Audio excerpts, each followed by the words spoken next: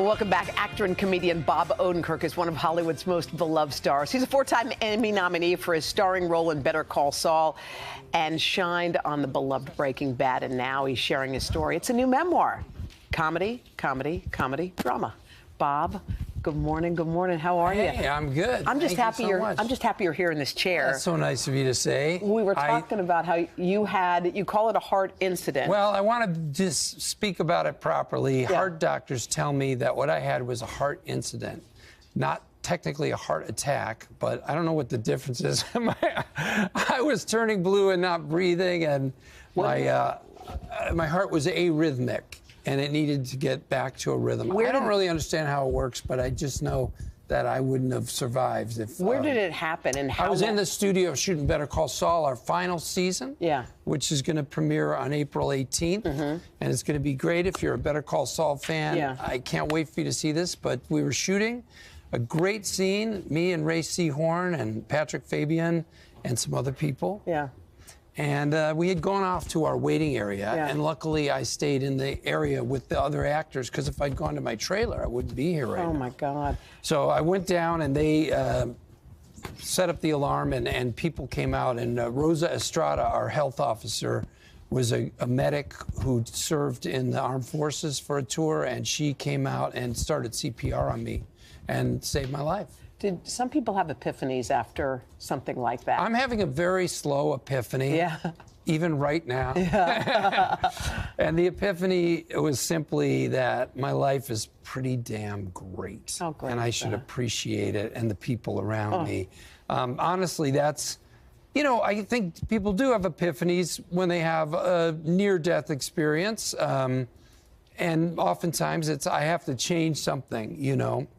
And I think my epiphany is I have to appreciate what I have, because it's really great, and I've got great people around me, and for some reason, people are very nice to me, and were so nice on social media when I had this heart attack. Bob, this book is filled with all of that appreciation, but what you found I love is a lot of what you appreciate your life, or maybe the things that didn't happen the way you wanted them to. Yeah. You were talking about once where you were trying for that Steve Carell job at the office, and you wrote, one trick to surviving Hollywood's beatdown is to keep making new things in spite of every no. To somehow stay in touch with the joy that brought you to the game. It can be hard to do when there's me and Chris Farley backstage in Second City. That's me and Robert Smigel, a great writer of sketches.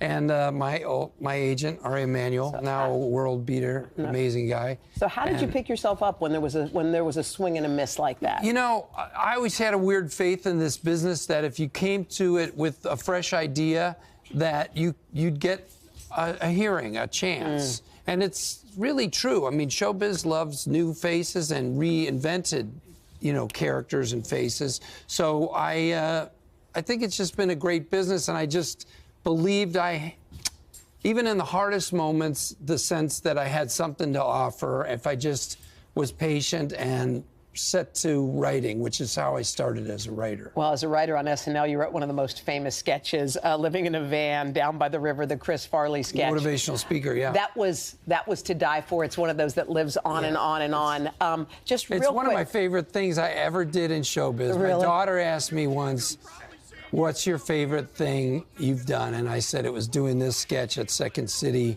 every night for us the summer that I was there. And I wrote it for Chris, and he wouldn't quit until he made every performer laugh. You could see him making... I can see. One by one, they're Christine dropping. Applegate and David Spade laugh. He wouldn't quit. He would just keep doing the character right in your face until you broke up. Are you happy you made the turn to drama? I didn't even realize it was happening, man. All of a sudden, I'm in this drama stuff, and people are liking it. Yeah, it's great. You know, you dig deeper into a character, and I've had such wonderful writing with the writers of Breaking Bad and now Better Call Saul. I've been very blessed. You are such a nice guy, Bob. Oh, I'm that's so nice happy. of you to say. I hope people read this book. It's called Comedy, Comedy, Comedy, Drama.